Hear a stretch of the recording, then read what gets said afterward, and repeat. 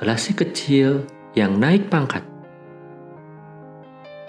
Ganael baru saja berumur 5 tahun saat orang tuanya berkata, "Anakku, kami ini miskin dan hidup kami berat sebagai petani. Kami sudah memutuskan untuk menjadikanmu kelasi di sebuah kapal. Di sana, kamu akan belajar menjadi seorang pelaut. Mungkin suatu hari, kamu akan menjadi kapten. Lalu, kehidupanmu akan lebih baik daripada kami."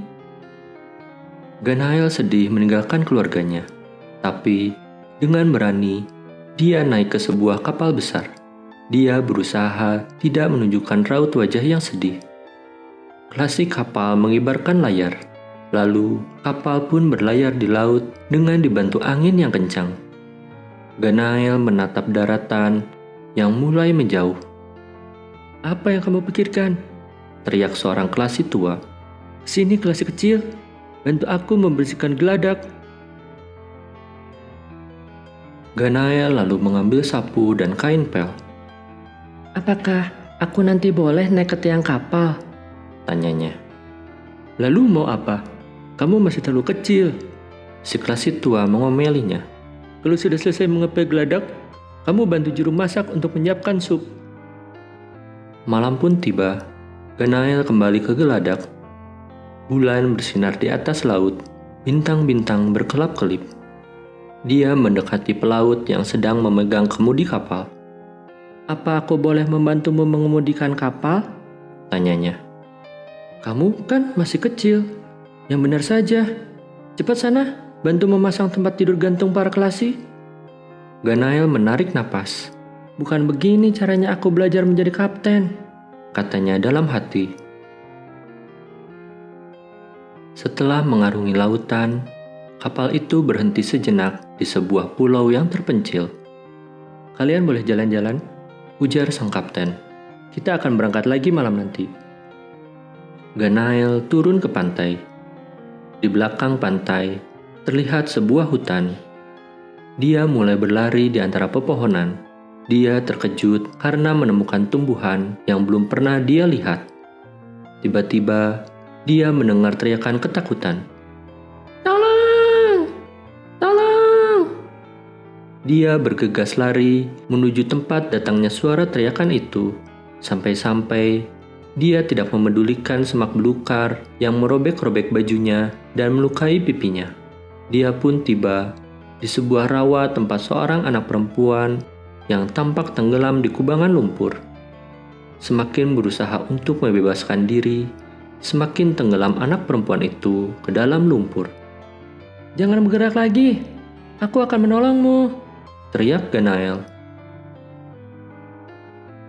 Ganael memandang sekelilingnya dan melihat akar gantung di antara batang-batang pohon yang besar. Lalu, dia melemparkan akar gantung yang paling kuat kepada anak perempuan itu. "Pegang dengan kedua tanganmu. Siap-siap ya. Aku akan menariknya." Dia pun menarik sekuat tenaga sambil berteriak.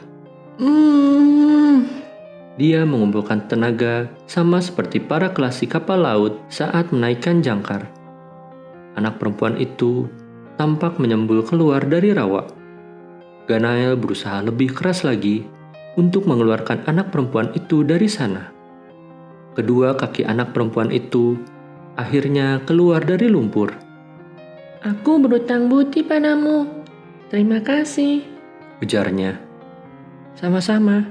Kamu tahu, wajar saja kalau anak laki-laki menolong anak perempuan. Kan kami memang lebih kuat," kata Ganael.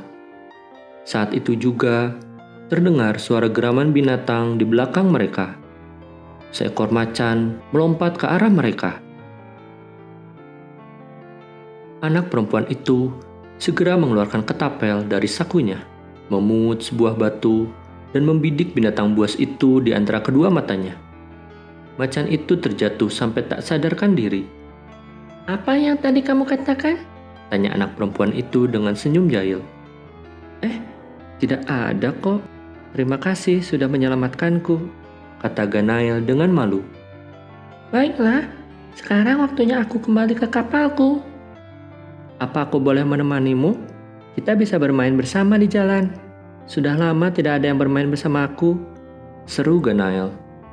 Aku sebenarnya mau sekali, tapi itu tidak mungkin, jawab anak perempuan itu dengan penuh penyesalan. Kenapa? Aku tidak bisa mengatakannya. Selamat tinggal. Aku harap kita bisa bertemu lagi. Aku tidak berharap begitu untukmu. Dengan kata-katanya yang misterius, anak perempuan itu menghilang ke dalam hutan. Ganael kembali ke kapalnya. Sayang sekali, anak perempuan itu kelihatan baik, tapi dia punya rahasia yang aneh, pikirnya. Malam tiba, dan kapal mengangkat jangkarnya. Ganael melihat dengan iri pada kelasi-kelasi yang memanjat tiang-tiang kapal untuk mengibarkan layar. Dia bahkan tidak berani lagi bertanya apakah boleh membantu mereka. Setiap kali bertanya, mereka akan menjawab kalau dia masih terlalu kecil. Dia pun pergi tidur di tempat tidur gantungnya sambil memimpikan teman yang dia dambakan. Bahkan, dia tidak mengatakan namanya, katanya dalam hati sebelum tidur.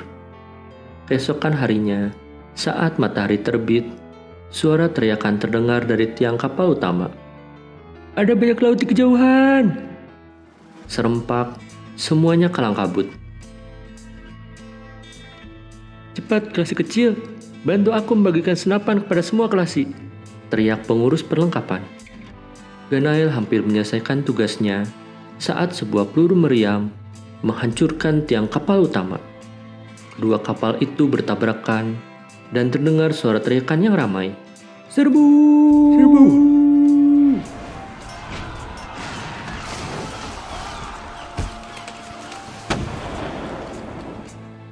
Para kelasi mempertahankan diri dengan gagah berani. Namun, para bajak laut sudah terbiasa bertarung dan persenjataan mereka lebih lengkap. Mereka pun memenangkan pertarungan dengan cepat dan membariskan para tawanan di geladak. Seperti yang lainnya, Ganael diikat dari kepala hingga kakinya. Apa yang akan terjadi pada kita? Bisiknya pada orang di sampingnya. Entahlah kelasi kecil, bajak laut itu terkenal tidak baik di daerah ini. Biasanya, mereka akan menjual tawanan mereka sebagai budak. Pemimpin bajak laut mendekati para tawanan. Ganael lalu mendengar langkah kaki ringan di balik langkah kaki berat dari pemimpin bajak laut. Tiba-tiba muncul seseorang dengan paras yang cantik. Itu anak perempuan yang kemarin. Sambil melihat Ganael yang melongo, anak perempuan itu tersenyum seakan berkata, "Sekarang kamu mengerti kan rahasiaku?" Anak perempuan itu menarik mantel si pemimpin bajak laut sambil menunjuk ke arah Ganael. "Apa? Itu anak laki-laki yang menyelamatkanku di rawa." Pemimpin bajak laut berdiri di depan si kelasi kecil. Lalu dia berkata, "Aku sangat berhutang budi padamu, karena anakku adalah harta yang tak ternilai harganya. Kamu akan kubebaskan. Pilihlah 3 benda berharga yang kamu sukai di dalam peti-petiku. Aku akan memberikannya padamu dengan senang hati." Seorang bajak laut pun melepaskan tali ikatan Ganael. Si kelasi kecil lalu berkata, "Sebagai ganti 3 benda berharga itu, Tuan, aku ingin memohon 3 permintaan." "Permintaan apa?" tanya pemimpin bajak laut. "Bebaskan kapten kapalku ini. Dia adalah ayahku," kata Ganael. Dia melihat tatapan kapten yang keheranan dan berkata, "Bebaskan semua kelasi. Semuanya seperti saudara bagiku." Para pelaut itu membelalakan mata, terkejut dan terharu. Padahal mereka tidak bersikap baik pada si kelasi kecil. Sekarang, dia justru menolong mereka. Ganael berkata lagi dengan muka merah. "Lalu, permintaanku yang terakhir, Anda izinkan aku untuk berteman dengan anak perempuan Anda," gumam Ganael. "Aku sangat ingin dia menjadi temanku dan bermain bersama denganku." Meledaklah tawa bajak laut itu sampai menggoyangkan layar kapal.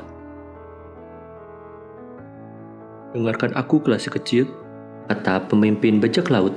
Aku akan mengabulkan semua permintaanmu, karena kamu telah menyelamatkan anakku. Aku ingin kelak 15 tahun ke depan, kamu bisa menjadi kapten yang pemberani dan bisa menjadi seseorang yang bisa dibanggakan. Maukah kamu berjanji padaku? Ganael menatap bajak laut itu langsung ke matanya. Baik tuan, aku berjanji. 15 tahun lagi, Anda akan bangga padaku. Tapi, aku ingin menjadi seorang kapten yang jujur. Aku tidak mau menjadi seorang bajak laut. Aku suka anak itu, kata pemimpin bajak laut sambil naik kembali ke kapalnya. Aku juga, bisik anak perempuannya. Malam itu, kapten kapal meletakkan tangannya di atas pundak Ganael. Karena kamu telah menyelamatkanku dan mengatakan bahwa aku ini ayahmu, aku akan memperlakukanmu sebagai anakku sendiri. Aku pun akan mengajarimu sebagai seorang pelaut. Para klasik pun berkata, kami akan membantumu untuk cepat maju. Kami sangat berhutang budi padamu. Sejak saat itu, hidup Ganael berubah. Dia berhak ikut serta dalam mengendalikan kapal. Mereka mengajarinya sedikit tentang rahasia-rahasia pelayaran. Pada malam hari, dia suka mengemudikan kapal laut itu saat yang lainnya tertidur pulas. Tangannya di atas kemudi dan matanya menatap cakrawala.